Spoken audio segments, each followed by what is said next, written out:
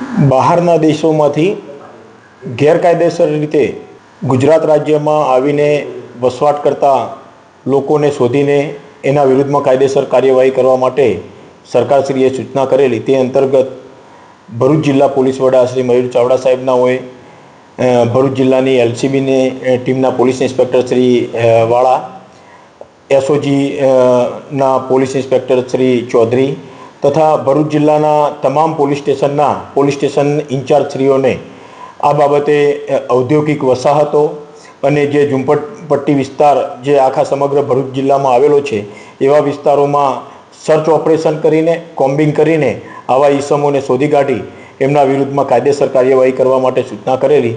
તે અંતર્ગત ગઈકાલથી જ ભરૂચ જિલ્લા પોલીસ દ્વારા જુદી જુદી ટીમો બનાવી આવા વિસ્તારોમાં સર્ચ ઓપરેશન અને કોમ્બિંગ કરવામાં આવી રહેલું છે. એ કોમ્બિંગ દરમિયાન આશરે 800-900 જેટલા માણસોને શંકાના દાયરામાં લાવીને એમની પૂછપરછ કરવામાં આવેલી છે. અત્યારે પણ એવા લોકોની પૂછપરછ ચાલી રહી છે. એ દરમિયાન હાલ સુધીમાં 29 જેટલા એવા વ્યક્તિઓ પોલીસના ધ્યાન ઉપર આવેલા છે.